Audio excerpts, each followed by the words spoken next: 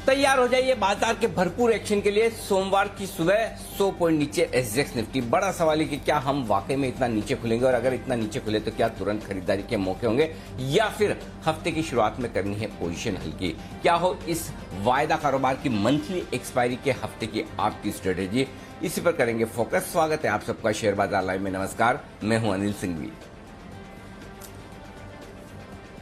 और नमस्कार, मैं हूं दीपांशु भंडारी। जानेंगे अनिल जी से कि किस तरह से आपको करनी है तैयारी इस मंथली एक्सपायरी वाले हफ्ते के लिए। ग्लोबल क्यूज से क्या समझें और कौन से स्टॉक्स पर रहेगा फोकस, बताएं सर। आज के लिए बड़े ट्रिगर्स क्या हैं?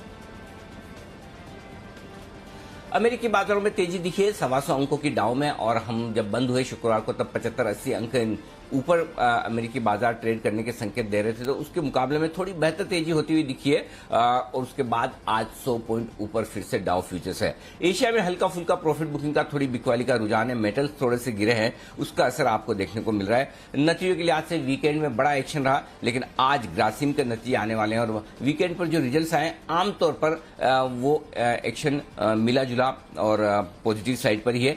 गोल्ड बॉन्ड फंड आज फिर से यहां पर खुल रहा है। गोल्ड बॉन्ड स्कीम वापस से खुल रही है, और सरकारी बॉन्ड गोल्ड बॉन्ड में आप पैसा लगा सकते हैं आज से फिर 4,842 रुपए प्रति ग्राम के हिसाब से। नए मामले कोरोना के लगातार घटते हुए दिखे हैं, और आज फिर से 2,23,000 मामले आते हुए दिखे हैं। वीकेंड के आंकड़े वैसे भी कम आते हैं, और ये आंकड़े गिरावट का संकेत दे रहे हैं। पॉजिटिविटी रेट कम होती दिख रही है, और डेथ रेट भी थोड़ी कम होने के संकेत आते हुए आपको नजर आ रहे हैं। तो शुरुआत करने के लिए दीप, ज्यादातर संकेत आज अच्छे और पॉजिटिव साइड पर है। बिल्कुल सर, तो ज्यादातर संकेत अच्छे और पॉजिटिव साइड पर ही हैं। और सर, लगभग अब 10 दिन ऐसे हो गए हैं जहां से हम देख रहे हैं कि कोरोना के मामलों में गिरावट आती हुई दिख रही है, और ये आपने भी बताया कि एक अच्छी बात है। पिछले हफ्ते हमने बाजार का भी रिएक्शन इस पर आते हुए देखा, पर अब संकेत ये भी आ रहे हैं कि राज्य अनलॉक की तैयारी में है। हमने देखा सर, पिछले 2-3 दिनों में कई सारे स्टेट चीफ मिनिस्टर्स ने कहा है कि अब हम जून से अनलॉक की तैयारी में हैं। अगर यही गिरावट का ट्रेंड रहा तो क्या ये बाजार के लिए एक और बड़ा ट्रिगर बन सकता है? गिरावट तो बाजार ने प्राइस इन कर ही ली थी, पर क्या अब बाजार अनलॉक की भी तैयारी में आते हुए दिख सकते हैं? दीप, सरकारें अब अनलॉक की तैयारी कर रही है। बाजार पहले से कर चुका है, काफी हद तक इस प्राइस में वो है भी। और अगर आज आप निफ्टी को 15,100 के ऊपर देख रहे हैं, तो इसमें कोई डाउट नहीं कि निफ्टी 15,100 के ऊपर तभी है जब ये मानकर चल रहे हैं कि इवेंचुअली सिचुएशन बेहतर होगी और हम अनलॉक की प्रोसेस को होते हुए देखेंगे। तो पार्शियली अनलॉक डिस्काउंटेड है, लेकिन ठीक उसी तरह से दीप देखिए, जब आपने 4,15,000 से ज्यादा के मामले कोरोना के देखे तब बाजार का बॉटम था, और जब अनलॉक होते हुए देखेंगे तब बाजार का टॉप बनने के आसार होंगे। शॉर्ट टर्म टॉप और शॉर्ट टर्म बॉटम की मैं बात कर रहा हूं, तो जाहिर सी बात है कि 14,200 14,400 के आसपास तब हम पहुंचे थे, जब कोरोना के मामले 3.5 लाख से 4.25 लाख की रेंज में पहुंचते हुए दिखे थे, और तब डर का माहौल सबसे ज्यादा था।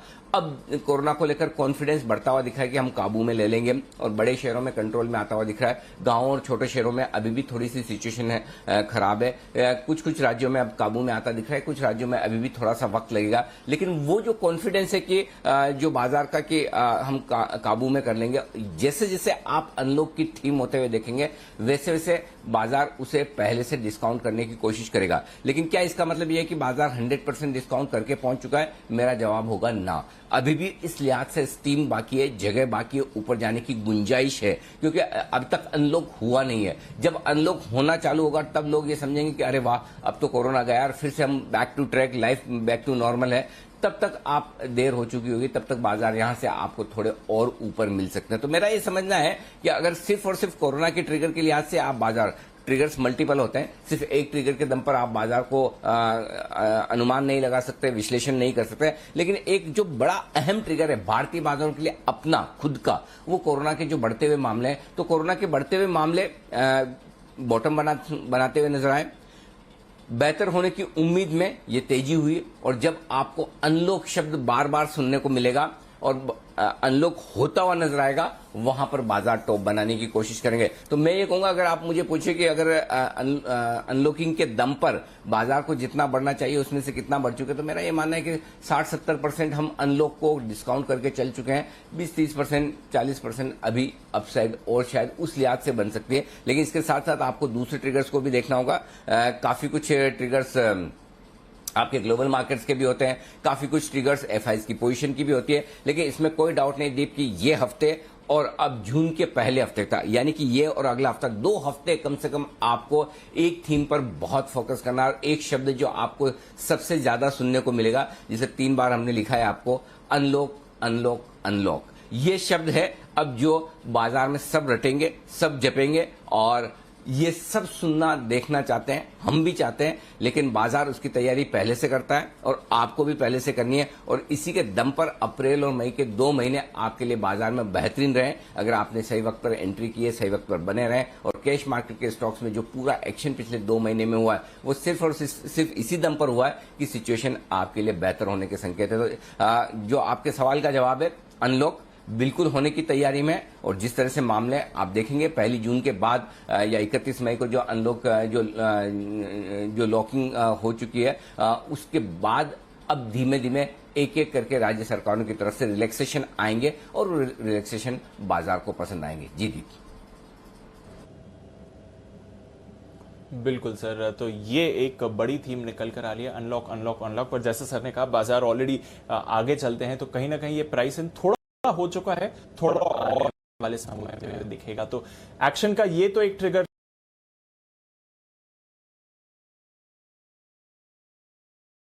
कुछ दिनों का एक्शन देखा है।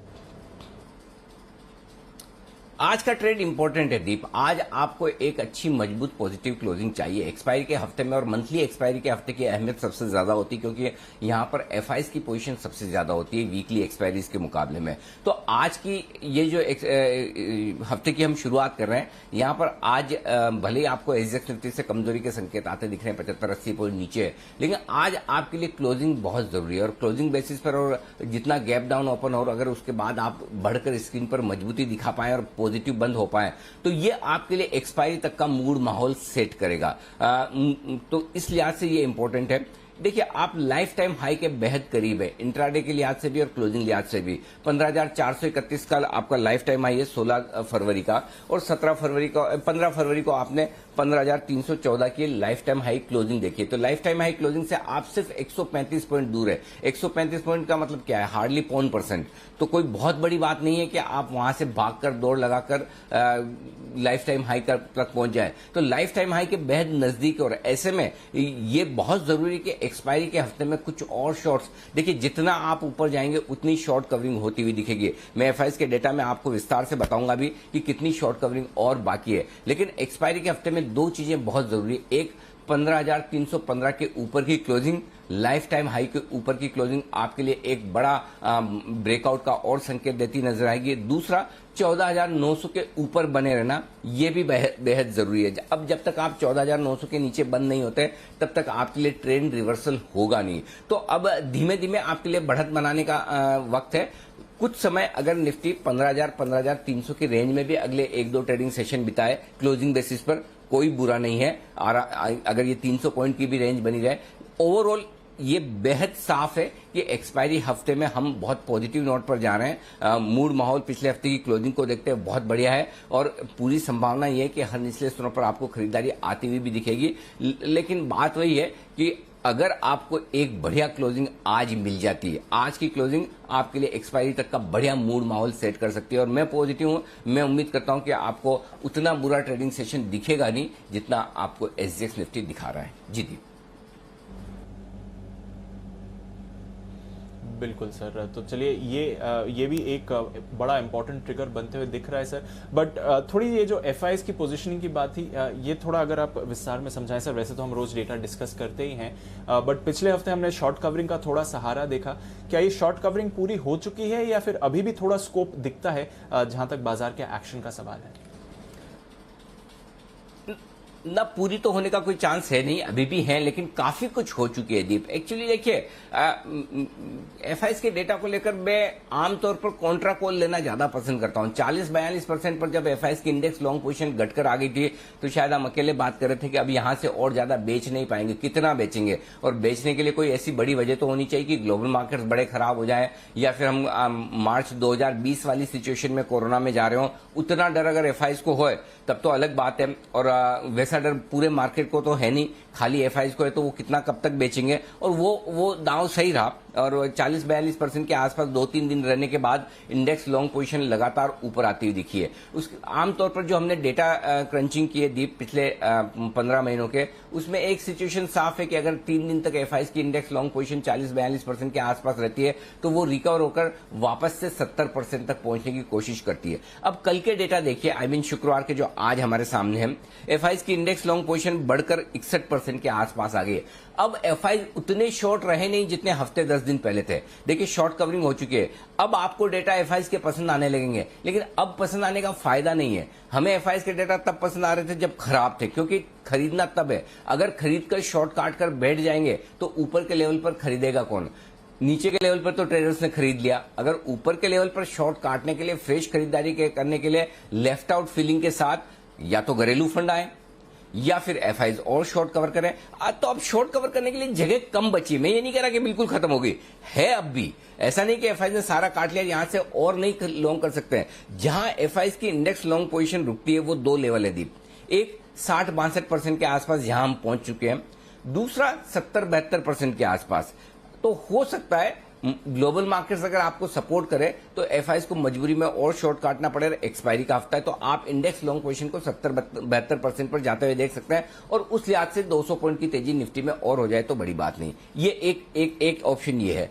दूसरा ऑप्शन ये है कि नहीं, अगर ग्लोबल मार्केट सपोर्ट ना करे और ग्लोबल मार्केट्स खराब होने लगे या रुक जाए, अटक जाए, तो फिर एफआईज जो 60-62% की रेंज में आ चुके हैं वो यहां आकर रुक जाएंगे। 40% के आसपास एफआईज के इंडेक्स लॉन्ग आएंगे, वहां से खरीदारी होगी। 60-62% के आसपास एफआईज के इंडेक्स लॉन्ग पोजीशन आ जाएंगे, वहां से थोड़ी अनवाइंडिंग होती हुई दिखेगी। तो हम बहुत ही इंटरेस्टिंग मैक और ब्रेक लेवल पर हैं। सिर्फ और सिर्फ आज के आप डेटा देखेंगे तो आप कहेंगे अरे पिछले 2 हफ्तों के तो ये सबसे बढ़िया डेटा है सर। 510 करोड़ की कैश में खरीदारी एफआईज ने की है, 1481 करोड़ के इंडेक्स फ्यूचर्स खरीदने हैं। हालांकि 1000 करोड़ के आसपास की बिकवाली उनकी स्टॉक्स में है, तो नेट बिकवाली स्टॉक्स में 500 करोड़ के सामने है, 1500 करोड़ की खरीदारी। तो इस लिहाज से तो पिछले कई दिनों के आंकड़े बढ़िया आपको नजर आएंगे एफआईज के, वो है भी। और साथ में घरेलू फंड ने भी 650 करोड़ की खरीदारी कर डाली बड़े दिनों बाद। तो पॉइंट ये नहीं कि हम स्टैंड अलोन इस डेटा को देखें, इस डेटा के साथ एफआईज की पोजीशन देखना बहुत जरूरी है। सिर्फ डेटा देखकर खुश हो जा रहे हैं, वाह एफआईज आगे फिर से ले रहे हैं, बहुत बढ़िया बहुत बढ़िया, वो बात नहीं है। बात यह कि कुछ शॉर्ट्स कट चुके हैं, काफी कुछ कट चुके हैं। तो अब आपको यहां से शॉर्ट कवरिंग का सहारा चाहिए, तो शॉर्ट कवरिंग के लिए ट्रिगर भी चाहिए, और वो ट्रिगर आपको सिर्फ और सिर्फ दीप ग्लोबल मार्केट से मिल सकता है। तो अब इस हफ्ते आपके लिए बहुत जरूरी होगा कि ग्लोबल मार्केट मजबूत रहे, ये आपको दुआ करनी चाहिए जी। बिल्कुल सर, तो ग्लोबल मार्केट्स का सहारा चाहिए। आज सुबह थोड़ा एसजीएक्स निफ्टी प्रेशर दिखा रहा है, हालांकि डाउ फ्यूचर्स पॉजिटिव है, जापान के बाजार भी थोड़ा पॉजिटिव ट्रेड कर रहे हैं। देखते हैं किस तरह का ग्लोबल फैक्टर्स इन्फ्लुएंस करते हैं, और साथ ही हमारी एक्सपायरी पर भी नजर है। तो बताएं सर, फिर आज कौन से संकेतों पर आप फोकस कर रहे हैं, क्या ट्रिगर्स दिख रहे हैं आपको? एसजीएक्स निफ्टी की आप जो बात कर रहे हैं 100 पॉइंट नीचे दीप, पहले मैं उस पर कुछ कहना चाहता हूं। अगर 100 पॉइंट नीचे एसजीएक्स निफ्टी खुलता है, आई एम द बायर, मैं खरीदारी करने के लिए तैयार हूं। अगर 100 पॉइंट नीचे मिलता है तो मुझे कोई ऐसी खास वजह नहीं दिखती कि जिसकी वजह से 100 पॉइंट नीचे खुलना चाहिए, और अगर खुले तो इस मौके को छोड़ना नहीं चाहिए, ये बहुत क्लियर कट है मेरे लिए। मतलब 100 पॉइंट यानी 15,175 पर आप बंद हुए थे, 15,175 से 100 पॉइंट हो गया आपका 15,075 के आसपास। 15,050 बहुत ही बढ़िया लेवल है जहां पर खरीदारी करने के लिए आप एंट्री कर लें। अगर 100-125 पॉइंट नीचे मिले तो 15,050 15,075 की रेंज होती है। आई डोंट थिंक कि इतना नीचे खुलना चाहिए मेरे हिसाब से। वर्स्ट केस सिनेरियो में आप 15,100 15,110 के आसपास, बेस्ट के सिनेरियो में 15,110 15,140 की रेंज में खुलेंगे, ज्यादा संभावना ये है। और अगर बहुत नीचे खुल जाए तो 15,030 15,050 तो बहुत ही परफेक्ट रेंज है जहां पर एंट्री करनी ही चाहिए। तो आप दुआ करें कि जितना ज्यादा गैप नीचे की तरफ मिले उतना जल्दी खरीदारी के मौके होंगे। दूसरा ये कि जो ट्रेडर्स शॉर्ट हैं उनके लिए शॉर्ट कवरिंग के लिए एक बढ़िया गैप डाउन का मौका मिलेगा, और जो लोग लॉन्ग करना चाहते हैं वो जरूर करें, और जो लोग लॉन्ग करके बैठे वो पैनिक में ना बेचें। ये बहुत क्लियर कट रहा है, तो इसलिए कोई डरने घबराने की खास जरूरत नहीं है। एशिया में हल्की फुल्की कमजोरी है, बिल्कुल है, मैं भी देख रहा हूं, आप भी देख रहे हैं, सिंगापुर देख रहे हैं, आप हांगकांग देख रहे हैं, चाइना देख रहे हैं, मेटल्स की वजह से। तो हो सकता है मेटल्स कमजोर रहे, लेकिन आपको मेटल्स के बियॉन्ड अगर इंडेक्स देखना है तो मुझे नहीं लगता कि इतनी कोई समस्या है। इंडेक्स को बचाने के लिए बहुत है, मेटल्स के अलावा बैंक्स तैयार हैं, एफएमसीजी तैयार है, कई सारे सेक्टर्स आ जाएंगे, आप चिंता मत कीजिए। तो मुझे नहीं लगता कि इतने गैप डाउन से घबराने की, डरने की जरूरत है। ये तो आपके लिए एक मौका होगा बिल्कुल अगर खुले। मुझे तो ओपनिंग से ज्यादा क्लोजिंग में इंटरेस्ट है दीप। मुझे आज हरे निशान में क्लोजिंग चाहिए, खुले कहीं भी कोई फर्क नहीं पड़ता। बंद आप 14,210 के ऊपर, माफ कीजिएगा 15,210 के ऊपर कराएं, बहुत बढ़िया मजा आ जाएगा। और 15,314 लाइफ टाइम हाई है, मैं उसके ऊपर की क्लोजिंग की उम्मीद इस हफ्ते कर रहा हूं। अगर वो होता है तो मजा ही अलग होगा। तो देखते हैं क्या कुछ होता है। तो थोड़ी अनलॉक की थीम, थोड़ा ग्लोबल मार्केट्स का सपोर्ट, अगर ये दोनों चीजें मिल जाए तो नए शिखर के दर्शन, माउंट एवरेस्ट पर चढ़ाई का एक मौका फिर से मिल जाएगा, लाइफ टाइम हाई बनाने का। ग्लोबल संकेत मैंने इसलिए पॉजिटिव साइड पर रखे हैं, मैंने नेगेटिव साइड पर नहीं, मैं एशिया नहीं देख रहा, मैं सिर्फ और सिर्फ डाउ को देख रहा हूं और डाउ फ्यूचर्स को देख रहा हूं, मुझे पॉजिटिव लग रहा है। एफआईज पॉजिटिव साइड पर है। घरेलू फंड मैंने बहुत सोचा, कश्मकश में था, पॉजिटिव रखूं न्यूट्रल, फिर मैंने कहा एक दिन की खरीदारी से मूड नहीं बदला जाएगा। लोकल फंड्स अगर आपको पॉजिटिव साइड पर आना है तो थोड़ा 1-2 दिन और इसी तरह से या इससे ज्यादा दम लगाकर खरीदारी कीजिए, इसलिए इनके डेटा न्यूट्रल साइड पर है। एफएनओ न्यूट्रल साइड पर है। सेंटीमेंट और ट्रेंड पॉजिटिव साइड पर था, है और उम्मीद करता हूं आज भी रहना चाहिए क्लोजिंग बेसिस पर। निफ्टी 15,110, 15,140 ये है वो रेंज जो दिन का सपोर्ट जोन है। ज्यादा संभावना है कि आप इसी रेंज में खुलते हुए दिखें, लेकिन फिर भी जो मजबूत सपोर्ट जोन है जहां पर मैं खरीदने के लिए एकदम कंफर्टेबल हूं वो है 15,010 से लेकर 15,050। इस रेंज में आए तो किसी को पूछने की और किसी के इन्विटेशन की इंतजार न करें, चुपचाप जल्दी से खरीद लें, ये आपके लिए ज्यादा ठीक होगा निफ्टी पर। आइए बैंक निफ्टी, यहां नहीं माफ कीजिए, निफ्टी का हाई रेंज 15,210 और 15,240, हाँ 15,210, 15,240 ये आपके लिए निफ्टी का हायर जोन होगा। और इसके ऊपर निकलने पर 15,310, 15,400 ये वो बड़ी रेंज है जिस पर आपको करना है फोकस निफ्टी के लिहाज से। अब आइए बैंक निफ्टी। बैंक निफ्टी में दीप 34,150, 34,300 दिन की एक सपोर्ट रेंज के तौर पर आपके लिए काम करेगा। और इसके नीचे 33,600, 33,700 बहुत मजबूत सपोर्ट है जहां पर शॉर्ट कवरिंग और फ्रेश खरीदारी दोनों आती हुई दिखेगी। ऊपरी तरफ 35,000, 35,175 बैंक निफ्टी के लिए हायर रेंज है। 35,275, 35,425 ये बैंक निफ्टी के लिए प्रॉफिट बुकिंग जोन के तौर पर काम करेगा। जी दी ओके, तो ये तो रही आपके लिए दिन के बड़े लेवल्स के संकेत। आज के लिए क्या रेंज दिख रही है सर आपको? आज के लिए रेंज है दीप निफ्टी पर आप देखिए 15,140, 15,240 ये निफ्टी के लिए रेंज है। और 15,110, 15,310 ये निफ्टी की मीडियम रेंज है। और 15,050, 15,400 ये निफ्टी के लिए बड़ी रेंज के तौर पर काम करेगा। अब आइए बैंक निफ्टी 34,150, 35,000 दिन की छोटी रेंज है। 34,000, 35,175 दिन की मीडियम रेंज। और बड़ी रेंज के तौर पर 33,700, 35,275 इस पर आपको फोकस करना है।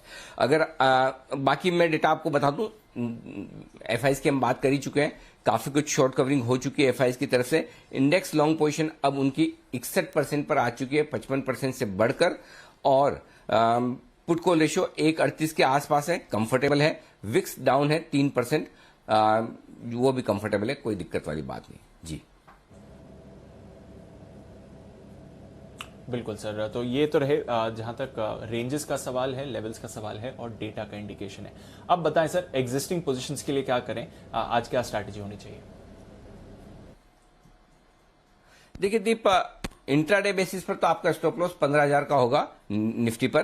क्लोजिंग बेसिस पर अगर आपको छोटा रखना है तो 15,100 का रखें, मीडियम रखना है तो 15,000 का रखें और थोड़ा लंबा रखना है तो 14,900 का। अपनी अपनी कैपेसिटी के हिसाब से आप स्टॉप लॉस लगाएं। फिलहाल मैं छोटा इसलिए दे रहा हूं कि ताकि आपकी रिस्क कम रहे। 15,100 के नीचे बंद हो तो आप निफ्टी की पोजीशन थोड़ी कम कर लें। बैंक निफ्टी 34,250 डे ट्रेडर्स के लिए स्टॉप लॉस होगा। और 33,900 के नीचे बंद होने पर आपको स्टॉप लॉस यहां पर क्लोजिंग बेसिस पर लगा लेना है, पॉइंट नंबर 1। अब आइए शॉर्ट पोजीशन पर 15,200 ये आपका स्टॉप लॉस होगा शॉर्ट पोजीशन पर। अगर इसके ऊपर निकलकर टिकते हुए नजर आए तो शॉर्ट काट लें इंट्राडे और क्लोजिंग बेसिस पर। और इंटरडे बेसिस पे। क्लोजिंग बेसिस पे मैं थोड़ा दूर स्टॉप लॉस ले रहा हूं 15,325। अब तक का लाइफ टाइम हाई निफ्टी पर 15,314 का है। मैं उससे थोड़ा सा ऊपर का अगर क्लोज होता है तो फिर शॉर्ट से निकल जाने में समझदारी है। बैंक निफ्टी एक ही स्टॉप लॉस है इंट्राडे और क्लोजिंग बेसिस पर, वो है 34,700 का। इस पर फोकस करें। जीती ओके, तो ये तो रहे आपके लिए एग्जिस्टिंग पोजीशंस का सवाल। नई पोजीशंस बताएं सर, क्या कैसे बनानी है, क्या ध्यान में रखना है? गैप डाउन ओपनिंग पर निफ्टी खरीदनी है। स्टॉप लॉस लगाइएगा 15,000। जितना आप 15,050 के आसपास खरीद पाए उतना आप बहुत कंफर्टेबल और सेफ रहेंगे। 15,110 से आप लेने के सोच सकते हैं। और अगर आप मल्टीपल लॉट्स खरीद रहे हैं 15,110 पे लीजिए, 15,050 पे लीजिए, 15,010 तक भी खरीदिए, कोई टेंशन वाली बात नहीं। खरीदते रहिए। स्टॉप लॉस 15,000 पे लगाइए। 15,210, 15,240, 15,310 और 350 ये सारे टारगेट्स होंगे निफ्टी पर खरीदने के लिए आपसे। जो लोग शॉर्ट करना चाहते हैं ऊपर के लेवल का इंतजार करें। 15,300, 15,350 मेरे लिए अच्छा लेवल है, शॉर्ट करेंगे। I don't know gap down opening के बाद वहां तक हम पहुंचेंगे नहीं पहुंचेंगे, आज नहीं तो कल पहुंचेंगे। जब पहुंचेंगे तब शॉर्ट करने के लिए एक बढ़िया मौका मिलेगा आपके लिए। 15,300 ही कर दीजिए इसको। बेचने की जो रेंज है 15,300 से 15,350, इसे चेंज कर लें। 15,300 से 15,350 की रेंज है जहां आपको बिकवाली करनी चाहिए। स्टॉप लॉस थोड़ा दूर का दे रहा हूं 15,450 का, लाइफ टाइम हाई के ऊपर 15,250, 15,215, 15,175, 140 और 15,110 ये सारे टारगेट्स हैं जिनके लिए आपको निफ्टी में करनी है बिकवाली। अब आइए बैंक निफ्टी, खरीदारी कीजिए। गैप डाउन मिले तो बढ़िया, जितना गैप मिले। 33,900 में स्टॉप लॉस आपको नीचे का दे रहा हूं, जिस पर फोकस करना है। थोड़ा दूर का रहेगा स्टॉप लॉस, लेकिन दूर का ही रखिए, कोई टेंशन वाली बात नहीं है। वो ज्यादा बढ़िया है आपके लिए निफ्टी पर खरीदारी करने के लिए। आज से 34,800, 34,975, 35,175, 35,275, 35,425 और 35,500 तक के टारगेट बैंक निफ्टी पर निकल कर आते हैं खरीदारी करने के लिए आज से, अगर आप खरीदते हैं तो। बेचना चाहते हैं, अब बेचने में एक ही चीज है, कहां बेचें? क्या 35,000 पे बेचें, 35,175 पे बेचें? 35,000 से मूड बनाना शुरू करें।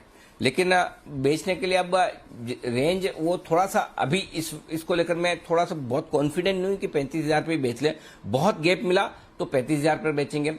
बहुत गैप से नहीं खुले, थोड़ा ठीक खुल गए, मजबूत खुल गए, तो फिर हम बेचेंगे 35,500 के नजदीक। शुरुआत करनी है 35,175 से, दूसरा 35,275 और तीसरा 35,425। ये 3 लेवल है जिनमें से कहीं कहीं आपको करनी है बिकवाली। स्टॉप लॉस आपका रहेगा 35,550 का। नीचे की तरफ के टारगेट बनेंगे 35,025, 34,800, 34,700, 34,625 और 34,450। बस इतने टारगेट के लिए ही आपको करनी है बिकवाली। तो ये है आपके लिए ट्रेडिंग निफ्टी और बैंक निफ्टी पर। और दीप आज फिर से आप देख लीजिए, मैंने एक ही दिया है, एग्रेसिव ट्रेडर्स के लिए कुछ दिया नहीं है, जरूरत नहीं है। मुझे नहीं लगता कि इतना कोई 100 पॉइंट 125 पॉइंट नीचे मिलता है तो डरने घबराने की जरूरत है। निफ्टी में इरादा खरीदारी करने का है। जी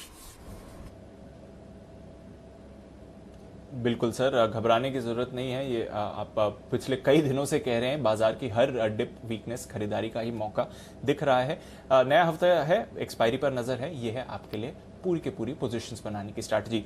बैन लिस्ट एक काउंटर बाहर आ गया है। कैडिला हेल्थ बैन से बाहर है। नैल्को, सेल, पीएनबी, बीएचईएल और जेएसपीएल ये अभी भी बैन में बने हुए हैं। सर, फंड्स का डेटा तो समझा दिया। वायदा कारोबार से कोई इंपॉर्टेंट लेवल्स आज के लिए?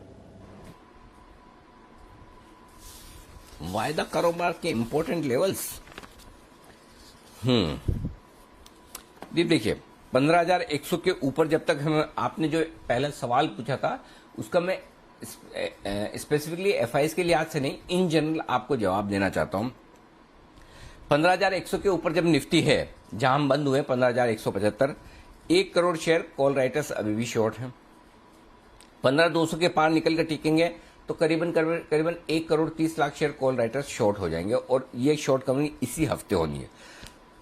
अब अगर आप गैप से खुलेंगे नीचे, 15,100 के नीचे खुलेंगे, तो जो कॉल राइटर्स हैं उन्हें ऐसा लगे, मंदी जिन्होंने कर रखी है उनको लगेगा बढ़िया, ये तो नसीब से इतनी बढ़िया ओपनिंग मिल रही है।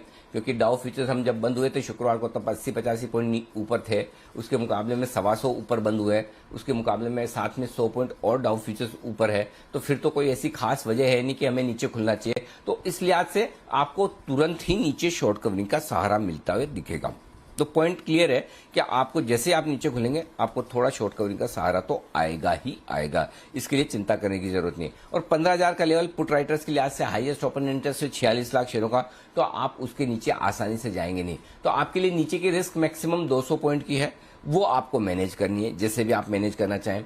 और इसलिए आपको याद होगा शुक्रवार को हम यही बोल रहे थे कि कभी गैप डाउन ओपनिंग हो जाए तो उसके लिए आप चाहें तो 15,000 का पुट लेकर जा सकते हैं, बाकी और कोई आपको हेज करने की जरूरत नहीं है। तो मेरे ख्याल से नीचे में 15,000 और ऊपर में 15,200 ये रेंज वायदा कारोबार के लिहाज से निकल कर आ रही है। फिर इस रेंज के किसी एक तरफ निर्णायक रूप से निकलेंगे तो देखते हैं क्या कुछ होता है। बैंक निफ्टी का जहां तक सवाल है 34,000 पर मजबूत सपोर्ट है वायदा कारोबार के डेटा के लिहाज से, और 35,000 पर हल्की रुकावट के लेवल है, और बाकी लेवल्स मैं आपको दे चुका हूं। तो 34,000 से 35,000 इस रेंज को आपको बैंक निफ्टी पर ट्रेड करना है। जी दीप।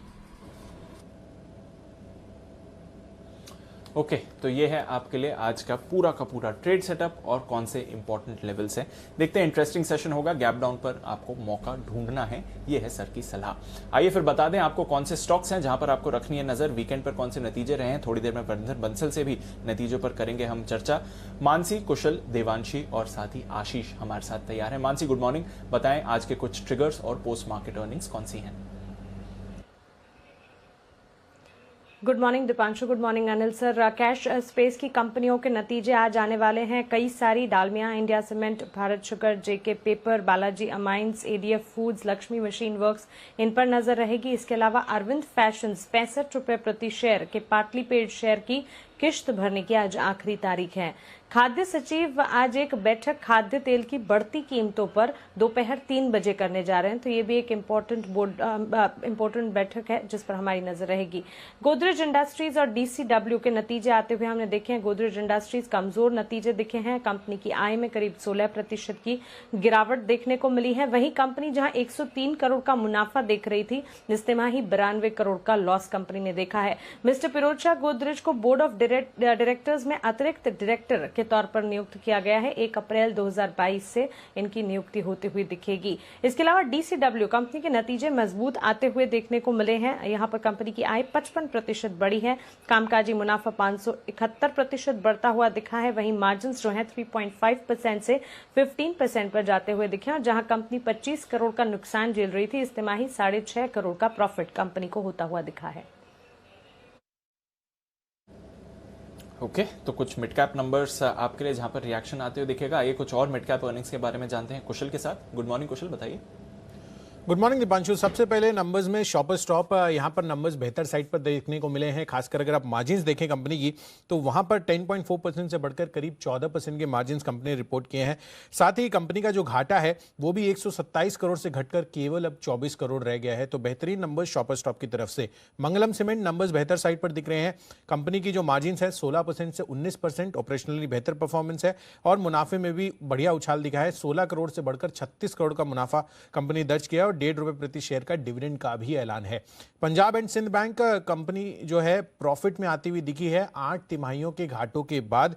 तो डेफिनेटली यहां पर बेहतर साइड पर जो है हमें कंपनी का प्रॉफिट आता हुआ दिखा है। 161 करोड़ का प्रॉफिट है। पिछले साल 236 करोड़ का घाटा था। पर कंपनी की जो एसेट क्वालिटी है वो थोड़ी सी डेटोरिएट होती हुई दिखी है। 13.14% से बढ़कर कंपनी की जीएनपी 13.76% अब हो गए हैं, और ब्याज से आय में भी सालाना आधार पर 2% की गिरावट है। हालांकि प्रोविजनिंग जो है काफी तेज दर से रिड्यूस हुई है, 683 करोड़ से घटकर 20 करोड़ पर।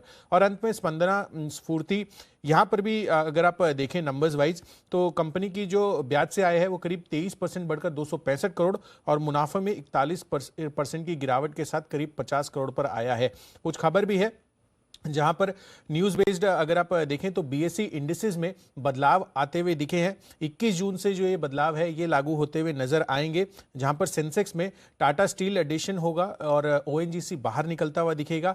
बीएसई 100 की भी अगर आप बात करें तो यहां पर भी AU small finance, Adani enterprises और चोलामंडलम इन्वेस्टमेंट्स ये ऐड होते हुए दिखेंगे, और बॉश, एलआईसी हाउसिंग फाइनेंस और टीवीएस मोटर्स जो है बाहर होंगे। सेंसेक्स नेक्स्ट 50 में भी सिमिलर लाइनअप है। और बीएसई बैंकेक्स की बात करें तो यहां पर एयू स्मॉल फाइनेंस जुड़ेगा, और आरबीएल बैंक जो है ये बाहर होता हुआ दिखेगा।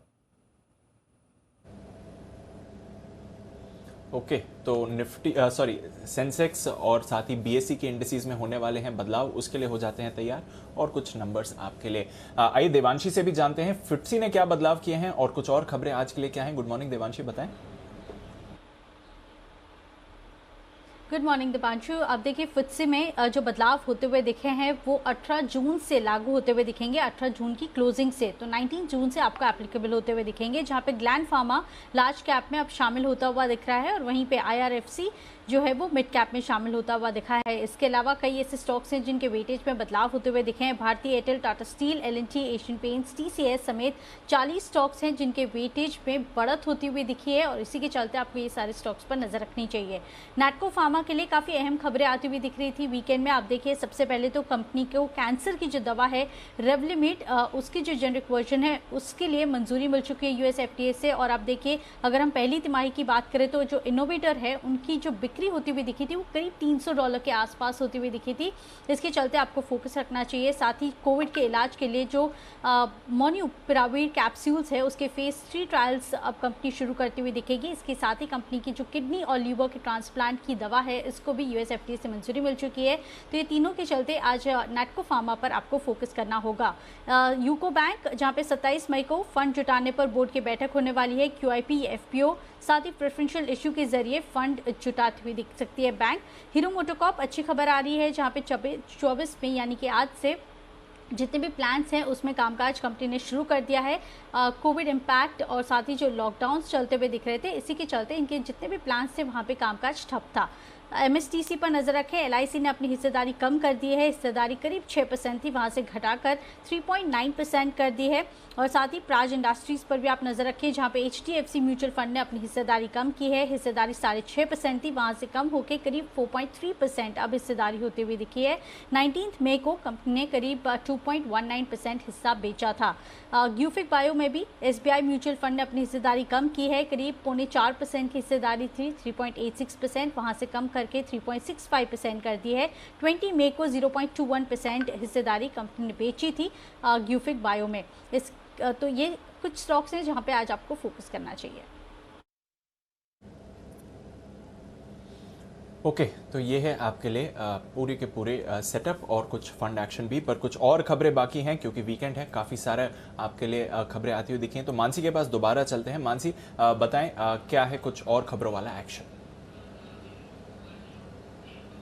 जी दीपांशु, जुबिलेंट फूड खबर यह है कि डोमिनोज इंडिया को डेटा ब्रीच का सामना करना पड़ा है। 18 करोड़ यूजर्स का डेटा लीक हुआ है। डेटा में यूजर्स का नाम, email, mobile number, locations leak होते हुए दिखे। हालांकि कंपनी का ये कहना है कि यूजर्स की जो फाइनेंशियल इन्फॉर्मेशन है वो सुरक्षित है, क्योंकि कंपनी यूजर्स के क्रेडिट कार्ड, अन्य फाइनेंशियल इन्फॉर्मेशन को स्टोर नहीं करती है। एंटनी वेस्ट मैनेजमेंट GNIDA यानी greater Noida industrial development authority से 23 करोड़ 75 लाख का ऑर्डर कंपनी को मिला है। बायो माइनिंग के लिए ये ऑर्डर मिलता हुआ दिखा है। JSW स्टील, लिबर्टी स्टील के असेट्स खरीदने की खबरें चल रही थी, कंपनी ने इस खबर का खंडन कर दिया है।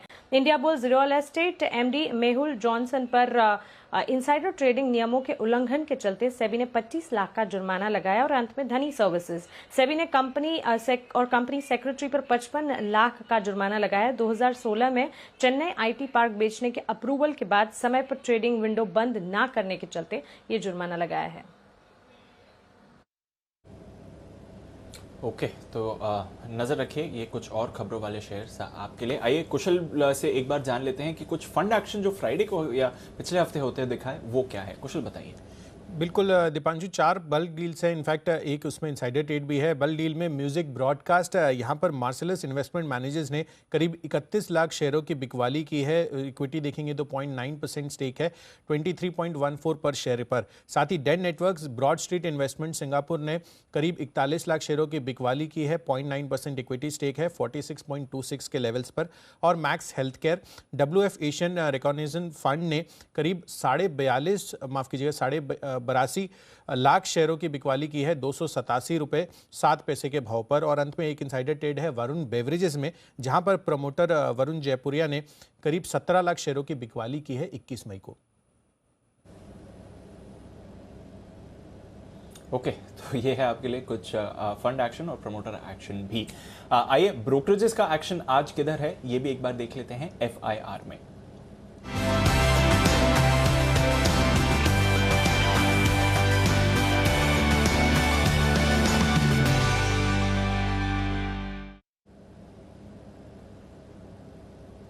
गुड मॉर्निंग आशीष, ढेरों रिपोर्ट्स हैं फोकस में, बताएं कौन कौन से स्टॉक्स पर ब्रोकरेजेस का फोकस है आज?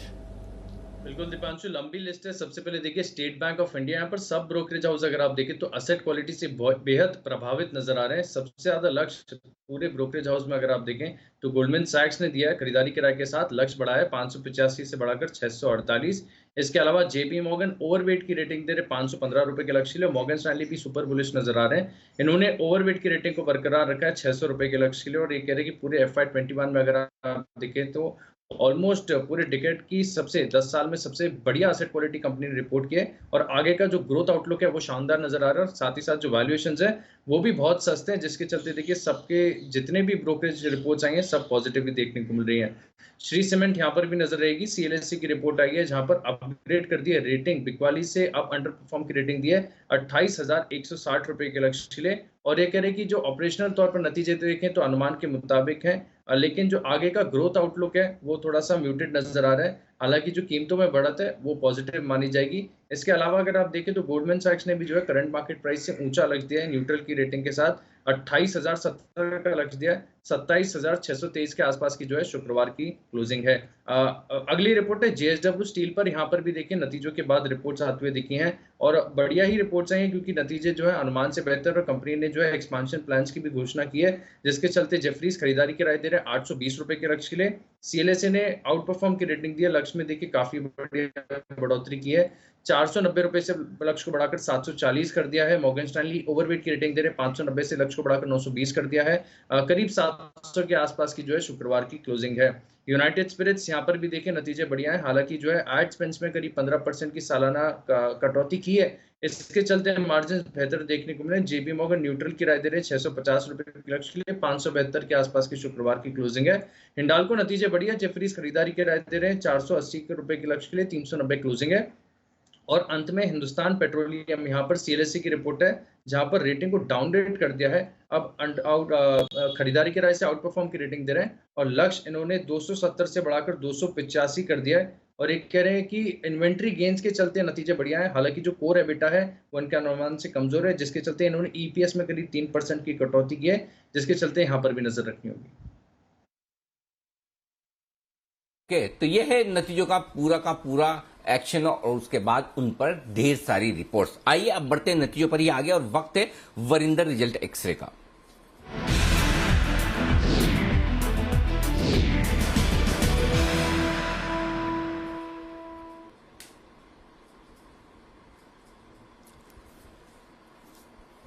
गुड मॉर्निंग वरिंदर, करिए शुरुआत दिग्गज कंपनियों के नतीजों के साथ। कौन कौन से स्टॉक्स हैं आपकी लिस्ट में आज? Very good morning sir. SBI पे तो सब बात कर रहे हैं, तो ठीक है, ऑनेस्टली आई एम सरप्राइज कि ब्रोकर्स अभी भी इसको 1.1 1.2 का अर्निंग्स देते हैं प्राइस टू बुक पे। आई थिंक उसका बहुत ज्यादा होना चाहिए, but I will not go into detail into that. Sir JSW steel के नंबर्स अच्छे थे एज एक्सपेक्टेड ऑनेस्टली। आज आयरन ओर मेटल्स पे न्यूज अच्छा नहीं है globally, it's down 6-7% iron ore. तो आई थिंक ग्लोबल अभी किस तरीके से स्टील मेटल प्राइसेस बिहेव करते हैं उसके कारण उसके ऊपर होगा किस तरीके से ये स्टॉक्स बिहेव करेंगे। बट अदरवाइज सर 19,700 का एबिटा पर टन आया विच वाज एक्सपेक्टेड। मार्जिन 32% आए again which was around expected, 30% के आसपास एक्सपेक्टेड था, तो अच्छा ही किया इन्होंने। एक्सपेंशन अच्छा जा रहा है, कमीशनिंग अच्छी टाइम पे होगी, सो ऑल दो things were good. But for steel you have to watch out for how global metal prices are doing. Shree Cement sir miss था, ऑफ कोर्स रिच वैल्यूएशंस भी हैं स्टॉक के, बहुत ज्यादा मिस नहीं था, बट 32% के सामने 30% मार्जिन आया। हाई स्टाफ कॉस्ट उसके कारण मार्जिन इंपैक्ट हुए। और इंपॉर्टेंटली क्या हो रहा है sir for cement companies, Q1 जो होगा बिकॉज ऑफ लॉकडाउन होगा या हायर इनपुट कॉस्ट है, उसमें भी मार्जिन आपको हिट दिखेंगे, तो Q1 भी इतना अच्छा जाने वाला नहीं है। तो श्री सीमेंट बहुत टाइम के बाद हमने, रेयर ओकेजन होता है कि इतना अच्छा कंपनी से हमने वो मिस देखा। United Spirits sir to be honest numbers inline थे जिस तरीके से एक्सपेक्ट किया था, मार्जिन बीट है, नंबर्स वॉल्यूम्स ठीक है, बट जो मार्जिन बीट है वो इसीलिए आ रही है बिकॉज उनके एड स्पेंड्स 15% कम हुए हैं। दो चीजें जो सबसे अच्छी मुझे लगी है, एक तो ये है कि इनका जो डेट है ऑलमोस्ट 2100 करोड़ से 500 करोड़ रह गया एक साल में, तो धीरे धीरे ये लोग अपना बैलेंस शीट एक ऑर्गेनाइज कर रहे हैं। बट सर इसमें सबसे बड़ा ट्रिगर क्या है कि जो नई CEO आएंगी, जो हिना जी हैं वो आएंगी जुलाई 1 से। I think that is one which a lot of investors including me are watching out very very closely. Anand Kripalu ji has disappointed clearly, so उन्होंने कुछ ज्यादा कुछ किया नहीं। आज 11 बजे कॉन कॉल है, let's see how it happens. बड़े नंबर्स में सर एक स्टॉक जो आई थिंक बहुत कंट्रोवर्शियल रहेगा वो है कॉनकोर। कॉनकोर का कॉन कॉल है सर, आई थिंक 11 बजे के आसपास है, so I think that will be one call which everyone will be interested in. Numbers देखेंगे तो आपको डिसअपॉइंटेड लगेंगे एबिटा और पैट पे और मार्जिन पे। सेल्स में देखेंगे कोई भी प्रॉब्लम नहीं है, सेल्स में 13% वॉल्यूम ग्रोथ आया, 10% रियलाइजेशन ग्रोथ आया, बट उनके सर जो बाकी सारे खर्चे हैं उन्होंने बहुत ज्यादा इस बार नॉन कैश प्रोविजनिंग की है चौथे क्वार्टर में, चाहे वो इंक्रीज इन एम्प्लॉय एक्सपेंसेस हो, डाउटफुल रिसीवेबल्स हो या नॉन करंट प्रोविजंस हो, तो उसमें बहुत बढ़ोतरी की है। बड़ा इशू क्या है सर? दो ही बड़े इशू हैं कि क्या ये एक क्लीन अप एक्ट है before divestment. I think that is a biggest question which I want to really understand कि ये इतना जो साफ सफाई हुआ है ये डाइवेस्टमेंट के पहले इस क्वार्टर में करना जरूरी था और इसलिए इन्होंने ये सब कुछ किया। एज ए सेड 11 बजे कॉन कॉल है, तो उसमें बहुत इंपॉर्टेंट होगा ये अंडरस्टैंड करना कि ये सारी की सारी जो प्रोविजंस ली हैं इस क्वार्टर में क्यों ली हैं, और ऑफ कोर्स जो लैंड लाइसेंस फी का जो इशू रहता है वो हमेशा जो क्रिटिकल रहता है उसके बारे में क्या what is the view of the management on that. Okay, तो ये है आपके लिए दिग्गज कंपनियों के नतीजे जहां पर अलग अलग तरह के नतीजे आपके लिए आते हुए दिखे, लेकिन वो नतीजे जो आए हैं मजबूत और वैल्यूएशंस भी काफी आकर्षक है, रीजनेबल है, यानी कि अब भी वो निवेश का मौका दे सकते हैं आपको। बताएं उनके बारे में वरिंदर। सर एक कंपनी जिसमें हम बायस्ड हैं वो है Gujarat Ambuja exports limited. I think it was a complete standout results if I have to say in the mid cap category. I think this company reported super strong results. Sir, over 20% ROC company which is available in single digit multiple. आप number कहीं से भी देखेंगे, quarter quarter देखेंगे, Y on Y देखेंगे तो numbers बहुत अच्छे आए हैं। एबिटा 136% ऊपर था, वाई ऑन वाई 20% ऊपर था क्वार्टर क्वार्टर। प्रॉफिट को 118 करोड़ आया compare to 54 crore. Sir balance sheet देखिए, ये कंपनी अभी नेट कैश पॉजिटिव हो गई है कंपेयर टू जो नेट डेट था एक साल पहले। So it's a commodity company, as people say, but of course they are the largest, in the market in terms of percentage market share. The balance sheet has turned net cash positive. So as I said, over 20% ROC company, available at single digit multiple, very very strong results from the company. CCL Products are very steady, strong company. तो उनका numbers अच्छा आ रहा है। 23% margin quarter के सामने 25% margin किया। It's a very solid company sir, धीरे धीरे वो बढ़ती है और अच्छा काम करती है। आई थिंक कैपेसिटी एक्सपेंशन जो वियतनाम में आ रहा है, तो that is one thing to watch out for this company. Birlasoft sir, to be honest I really like the numbers of Birlasoft. इस बार 17% के आसपास मार्जिन किया सर, कंपेयर टू एक्सपेक्टेशन 15-15.5% होगा। This is the highest margin sir जो मैंने देखा है लास्ट 12-15 साल में। डील विंस जो थे सर ऑलमोस्ट 200% क्वार्टर ऊपर है सर। ये कंपनी $1 बिलियन का टारगेट कर रही है, जो मैनेजमेंट ने बोला 480 मिलियन के आसपास का करंट रन रेट है। तो it is joining the club sir, जो एक $1 बिलियन रेवेन्यू का क्लब रहता है ना, that is what they are thinking. I think from every side I say कि in mid cap category, mid cap IT category बहुत सस्ता स्टॉक नहीं है, 20 टाइम्स पे ट्रेड करता है, but in mid cap IT category they were very solid. Gulshan polyols we all expected के numbers अच्छे आएंगे सर। बहुत सस्ता स्टॉक है, 8-9 टाइम पे ट्रेड करता है, बिकॉज इनके पास भी एथेनॉल का है, in that is helping them. EBITDA 43 crore compare to 36 crore quarter और 14 करोड़ वाई ऑन वाई आया। मार्जिन अच्छे बढ़ रहे हैं sir, 19% margin compare to 17.5% margin quarter और 10% Y on Y. Again is an ethanol play. Let's see how it sustains from there or not, but numbers were good for this company. But if I had to pick up one company, it will be Gujarat Ambuja Exports.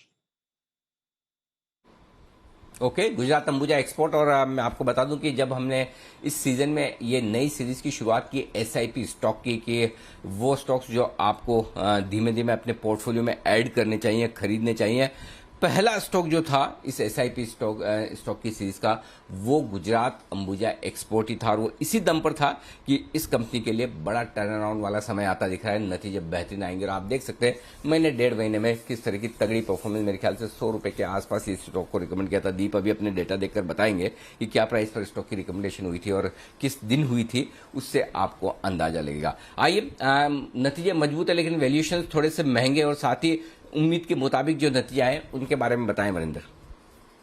Sir मैं आपको बोल रहा हूँ कि ये home building segment जो है ना वो बहुत अच्छा कर रहा है। तो उसमें एक जो कैटेगरी है जो इलेक्ट्रिकल कंपनीज है वो बहुत अच्छा कर रही हैं, चाहे वो हेवल्स थी, चाहे वो बजाज इलेक्ट्रिकल थी, चाहे वो क्रॉम्पटन ग्रीव कंज्यूमर इलेक्ट्रिकल है। इनके नंबर्स तीनों के बहुत अच्छे आए हैं सर। तो आपको याद होगा कि केबल का मैंने बात किया था, हेवल्स में बात किया था, Bajaj electrical very strong set of numbers, very solid company. और क्रॉम्पटन ग्रीव कंज्यूमर जो है उसका आप देखिए सर, जो ईसीडी जो ड्यूरेबल सेगमेंट है वो 61% वाई ऊपर गया है। एक्सपेक्टेड था कि ये 200-210 करोड़ एबिटा करेगा, उसके सामने 228 करोड़ किया। मगर किसी भी तरीके से प्रॉफिट मत देखिए, बिकॉज प्रॉफिट में एक टैक्स गेन कंपोनेंट है, तो आपको प्रॉफिट बहुत ज्यादा दिखेगा। But very solid numbers coming from Crompton Greaves. 35 times पे ट्रेड करता है सर FY22, इसलिए मैंने बोला कि ये स्ट्रांग है बट थोड़ा सा एक्सपेंसिव है। नेट कैश कंपनी है, 900 करोड़ का नेट कैश है compare to 239 crore. From every side very very strong set of numbers. Inline की जब बात कर रहे हैं सर आप, तो इनलाइन में 2 नंबर्स है, अमारा राजा और MCX। Amara Raja very very एक ही चीज बोलूंगा सर कि इसने जो रेवेन्यू ग्रोथ है हमारा राजा का, एक्साइड से 2 क्वार्टर से कम रहा है। तो 2 क्वार्टर से Exide is taking the lead in terms of revenue growth compare to Amara Raja. इस क्वार्टर में सर हमने देखा कि lead prices 4% quarter quarter increase हो गया है, तो Q1 का मार्जिन भी इंपैक्ट होगा। 17.5% मार्जिन सेकंड क्वार्टर में होता था, उससे कम हो गए, 15% मार्जिन आया।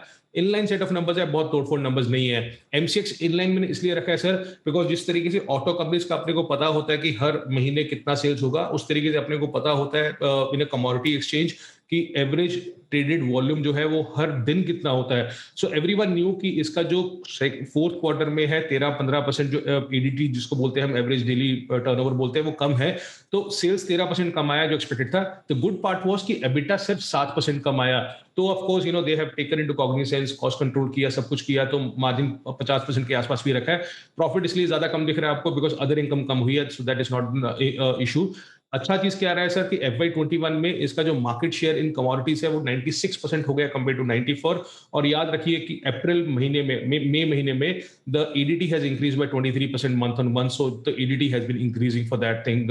सो ये इनलाइन नंबर्स थे सर। ओके, तो ये है आपके तमाम नतीजों पर पूरा का पूरा विश्लेषण। वरिंदर, आप हमारे साथ हैं या थोड़ी देर घूम फिर के आएंगे? 9:45 पे फिर से आपसे मुलाकात करनी है वरिंदर रिसर्च स्टॉक के लिए। VRS तैयारी है तो आपकी पूरी? यस सर, यस, पूरे तैयार है। तो फिर करते हैं थोड़ी देर में फिर से, बिल्कुल, तो थोड़ी देर में फिर से करते हैं मुलाकात आपसे। बहुत बहुत शुक्रिया फिलहाल नतीजों का विश्लेषण करने के लिए। और वीकेंड पर वाकई में बड़ा बिजी रहा, जिस तरह की लंबी लिस्ट नतीजों की आती दिखी है। इस बीच देखिए SGX 50 ने अपना नुकसान कर लिया है आधा। यही है, 7 बजे कुछ और 9 बजे कुछ और। जैसे जैसे 9 बजे के पास पहुंचते दिखते हैं, वार्म अप सेशन खत्म होने के बाद आपके लिए जो एक्चुअल सेशन शुरू होता है वो बड़ा दमदार होता है। और इस बीच न सिर्फ हम मजबूत होते दिख रहे हैं SGX निफ्टी पर, बल्कि डाउ मजबूत होता दिख रहा है 100 पॉइंट से 130-132 पॉइंट पर। डरिए नहीं, घबराइए नहीं, इसलिए 100 पॉइंट नीचे SGX निफ्टी पर आपको हम डरने नहीं दे रहे, ये ध्यान में रखें। आइए, हमारे सारे मेहमान हमारे साथ जुड़ चुके हैं, करते हैं उनका स्वागत। और एक बड़े खास मेहमान जो हमारे साथ जुड़ रहे हैं, जो लगभग 1 महीने बाद, 1 महीना भी नहीं, 1 महीने से ज्यादा, 1 महीना और 10 दिन, हाँ, 16 अप्रैल को तशरीफ लाए थे सुमित जी। आज फिर से सुमित जी, अरे वाह क्या बात है। पहले तो लंबे समय बाद आपका स्वागत है। और वही चमकता दमकता मुस्कुराहट वाला चेहरा, लग ही नहीं रहा है कि आप वाकई में बीमार भी हुए थे, लेकिन ईश्वर की कृपा है और आपके चाहने वालों की दुआ है कि आप वापस से चुस्त दुरुस्त होकर हम सबके सामने। तो बहुत बहुत दिल से आपका स्वागत है। अनिल जी, बहुत बहुत शुक्रिया, बहुत बहुत धन्यवाद। आपने बिल्कुल सही कहा, 1 महीने का ऊपर का गैप हो गया और बहुत लंबा समय निकल गया, और मैंने भी बहुत मिस किया आप सभी लोगों को और सभी व्यूअर्स को। अनिल जी, मैं ये कहना चाहूंगा कि बहुत टफ रहा पिछला। जी अनिल जी, मैं ये कहना चाहूंगा कि बहुत टफ रहा पिछला कुछ समय। और इस टफ समय में मेरे पास जो टाइम था वो सिर्फ बेड पे लेटे रहने का और मोबाइल देखने का था। तो मैंने देखा कि इस समय में जिस तरह से दुआ मिली है, तो मैं आपका, पूरे जी बिजनेस के पैनलिस्ट का और स्पेशली जी बिजनेस के व्यूअर्स का दिल से धन्यवाद देना चाहूंगा अनिल जी, क्योंकि बहुत दुआ करी है लोगों ने। मैंने देखा है लोगों ने किस तरह से प्रार्थना करी है, शायद उसी का नतीजा है कि आज मैं आप सब लोगों के सामने लाइव बैठा हूं। क्योंकि अनिल जी, जब डिस्चार्ज मिला तब डॉक्टर्स ने भी कहा कि शायद आपको ये दूसरा जीवन मिला है। तो अनिल जी, मैं नतमस्तक होकर सबका बहुत बहुत शुक्रिया और धन्यवाद करना चाहूंगा। नहीं, लोगों का प्यार है और आपके अच्छे कर्म हैं जो आपके ऐसे मुश्किल वक्त में काम आए हैं, तो बहुत अच्छा लग रहा है आपको देखकर सुमित जी। और निश्चिंत रहे कि, और आपने तो देखा भी होगा, आपकी अनुपस्थिति में हमने पूरी कोशिश की कि कोई भी स्टॉक 50 या 100 रुपए की रेंज में न रहे। सब 1 डिजिट वाले 2 डिजिट में पहुंच जाए, 2 डिजिट वाले 3 डिजिट में पहुंच जाए। और पूरी की पूरी थीम पिछले 2 महीनों की हमने मिड कैप और स्मॉल कैप शेयरों पर ही रखी कि कैश मार्केट के स्टॉक्स का वक्त है मई और जून में। हाँ, आपकी अनुपस्थिति में आप होते तो शायद और मजा आता, वो एक अलग बात है। आइए, कोई बात नहीं, लेकिन करते हैं शुरुआत। ढेर सारे ऐसे स्टॉक्स हैं जहां पर एक्शन भरपूर है और वहीं से करते हैं शुरुआत। डीसीडब्ल्यू एक और स्टॉक जो हमारा एसआईपी स्टॉक रहा है, नतीजा है बेहद दमदार परफॉर्मेंस डीसीडब्ल्यू की तरफ से आती हुई दिखी है। जैन साहब बताएं इस पर अपनी राय। हालांकि 36-37 रुपए के आसपास स्टॉक ट्रेड कर रहा है, क्या अब भी अच्छा निवेश का मौका है डीसीडब्ल्यू में? देखिए, सबसे पहले तो सुमित जी को बहुत बहुत शुभकामनाएं, और सारे पैनल ने, जी बिजनेस ने, आपने, सबने बहुत दुआएं की और व्यूअर्स ने, एंड बहुत अच्छा लग रहा है उनको देख के एक्चुअली, और इतने अच्छे से उन्होंने दिल से सबको धन्यवाद किया है, तो बहुत अच्छा लगा एक्चुअली। मैं भी भावुक हो गया था, and it is so important because last year मैंने भी ये चीज देखी है हाउ डिफिकल्ट इट इज। हालांकि मैं तो चलिए फिर भी शोज कर रहा था, उतना सीरियस और नहीं हुआ मेरे, but Sumit ji congratulation and welcome back, we really missed you. छोटे स्टॉक्स में थोड़ा मेरा भी रहता है, तो मेरे वाले स्टॉक्स कई बार वो सुमित जी टेक्निकल्स के साथ देते हैं, जमुना ऑटो और ये सब ने आपको बहुत मिस किया। सॉरी अनिल जी, मैंने 1 मिनट एक्स्ट्रा लिया। बट डीसीडब्ल्यू के बारे में मैं बोलूंगा कि देखिए, इनफैक्ट हमने तो शायद एसआईपी स्टॉक में भी इसको कवर किया हुआ है, और बढ़िया स्टॉक है, सब कुछ बहुत बढ़िया। बट थोड़ा सा मैं यही राय दूंगा कि थोड़ा सा मतलब वेट करना चाहिए। अब जिन्होंने ले रखा है वो बिल्कुल होल्ड करे। जबरदस्त रिजल्ट से, तोड़फोड़ रिजल्ट से बोलूंगा मैं, क्योंकि लॉस के सामने अच्छा खासा प्रॉफिट में आया है, तो होल्ड करे। और बाकी कोई दिन अगर डिप आता है तो लेने की कोशिश करे। मुझे लगता है कि आज ये गैप अप के साथ ही खुलना चाहिए। ओके, गुजरात अंबुजा एक्सपोर्ट, कुणाल जी जरा इसके चार्ट्स देखिए। ये भी पहला एसआईपी स्टॉक था जो रिकमेंड हुआ 136 रुपए के आसपास, और यहां पर अब आप देखिए रिजल्ट्स बहुत ही तगड़े आते हुए दिखे, और आज दमदार परफॉर्मेंस कंपनी की तरफ से आई। तो यानी कि सिर्फ 2 महीनों के भीतर आप देख सकते हैं किस तरह के रिटर्न्स तगड़े आते हुए दिखे आपको। यहां पर भी, इस पर भी आपको फोकस करना है। ये 9 अप्रैल को रिकमेंड हुआ था 136 रुपए पर, आज 182 पर है, और स्टॉक में परफॉर्मेंस शानदार है। इसके चार्ट्स बताएं सर।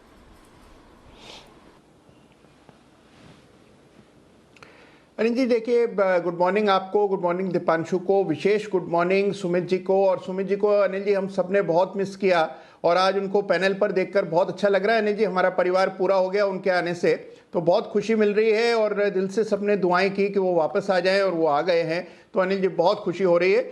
और रहा सवाल अनिल जी गुजरात अंबुजा एक्सपोर्ट का, तो जबरदस्त चार्ट है, और मुझे अच्छे से याद है आपने नीचे के स्तरों पर रेकमेंड किया था। एक तरफा स्टॉक चला है, और अभी भी ऊपर जाने की पूरी कुव्वत इसमें दिखती है। एक गैप बना था इसमें 3 दिन पहले, जिसको रनअवे गैप कहते हैं, और मुझे अनिल जी लगता है कि ये स्टॉक 200 के पार जाएगा। जिस तरह का यहाँ चार्ट स्ट्रक्चर है, मुझे लगता है कि 212-215 के आसपास अगला रेजिस्टेंस है, तो इन स्तरों से भी 15% की तेजी आपको इस स्टॉक में देखने को मिल सकती है। जिनके पास पोजीशन है, एक स्टॉप लॉस रखें 176 का, होल्ड करने की राय है। मुझे लगता है कि स्टॉक में आपको एक बड़ा अपसाइड देखने को मिलेगा। बड़ी अपसाइड 210-215 के टारगेट के लिए करें खरीदारी।